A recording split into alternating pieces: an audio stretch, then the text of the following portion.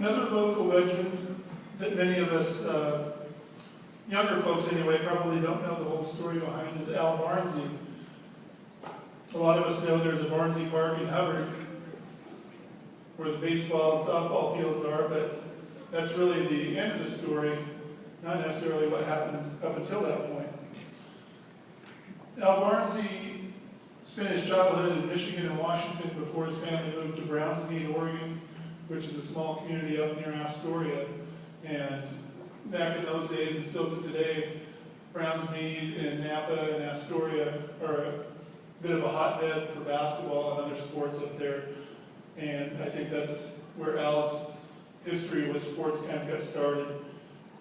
It wasn't until 1946 that he moved to Hubbard with his wife and 4 kids, Velma, Ron, Nancy, and Nella. By that time, the oldest child, Velma, was 13, and Al started coaching some of the local girls in softball because at the time they didn't really have much of an opportunity to play sports around. At that time, girls' sports kind of took a second-class position to boys' sports, and they didn't have official sports or girls' sports teams at the schools. So Al saw that as an opportunity to do a good thing for a group of kids that weren't being given the opportunity at the time. Later, when North Marion High School was built, he would coach girls softball here on the fields, and some of the photos we have up here will be showing him raking softball fields here at North Marion, I believe. It was when Al Barnsey was on the Hubbard City Council as Parks Commissioner that he helped get land acquired by the city of Hubbard so that they could create the park that is now known as Barnsey Park. Al passed away in 1974, but his memory lived on. In 1975, the Al Barnsey Award was created at North Marion for the Outstanding Girls Athlete, and in 1976, Barnsey Park in Hubbard was dedicated in his name. Tonight, 3 of his kids, Velma, Ron, and Nancy, are here with us, and coming up to accept the award, coming up to accept the award is his grandson, Daniel Barnsey, who is the current athletic director at Putnam High School. So please help me welcome Daniel Barnsey.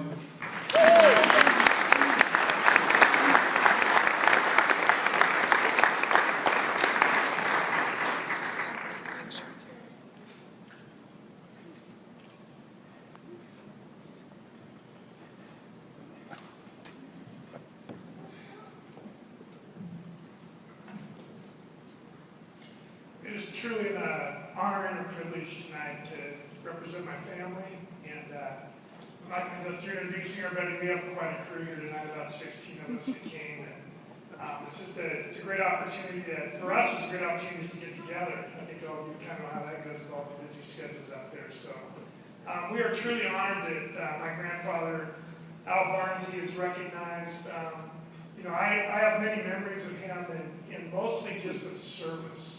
He was completely a man of service and someone who always looked for an opportunity to serve. I know several things that I learned from him. I was just 14 when he passed. And one thing that I definitely learned from him is that he hated TV. He thought television was the worst thing that ever happened to our entire society and everything with it. My Aunt Nancy had lived back in Chicago, Illinois, and she had developed a Cub fan in me like no other.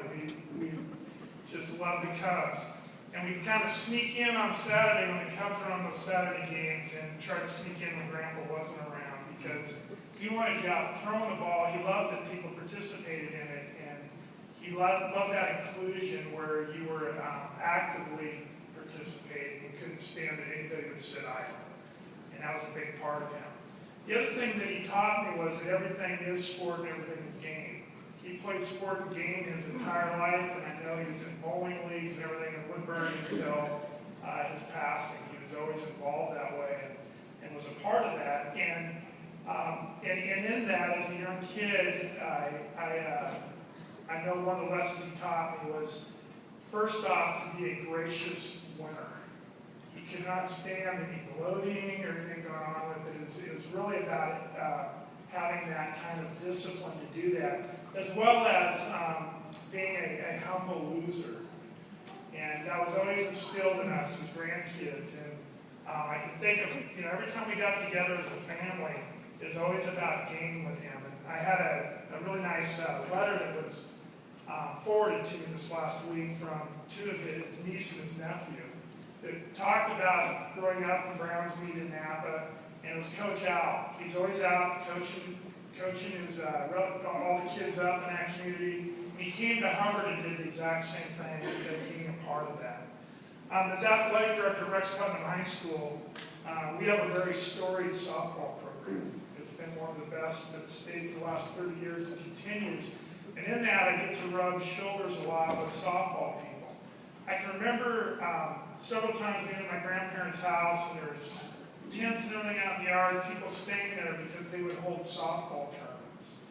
And it was so important to him to be involved, and the girls had an opportunity. The state of Oregon, there are 60 districts, and I don't know if this was one of them that got listed in the Title IX. I think it was in the Oregonian, from the Oregonian a few months ago. But I know that he was one that he stood for equal opportunity, and he, his three daughters, the opportunity to play sport was extremely important to him.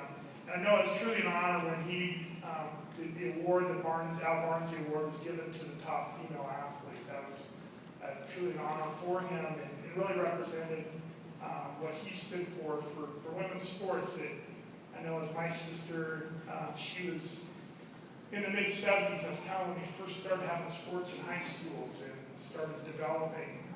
Great seeing our North Green girls basketball team here tonight. Because those were opportunities they just did not have. He was so determined to be part of that. I lived in Central Oregon at the time. Growing up, my father was a teacher and coach at Redmond High School. And I can remember Grandpa coming over, and we had to make a run to Madras because he had to go make contact. There were several players from Warm Springs Indian Reservation and players from Madras because they had a softball tournament coming up. And so he's always making those networking and making those connections to make those sort of things happen for girls softball. I've been approached so many times as athletic director of Putnam during a softball event saying, I can remember your grandfather, and he put tournaments together, and just still a lot of the old timers with those first tournaments around the Willamette Valley area, and he was a part of promoting that and a part of standing up for what he thought was the right thing to do. And as I said, truly a man of service, and in the mid-70s, I remember it being a really big honor for our family as the Barnes Memorial Park was dedicated in his name, and we were all there. Everybody, a lot of us here in this room here, at our tables were there for that. And again, just a man of service to the city of Hubbard, and someone that really wanted things for kids. I remember getting up Saturday morning, Hollis down, walked down to the Hubbard Park, and we were picking garbage up. I'm like, Grandpa, why are we picking up other people's garbage? I was like, because this is our park.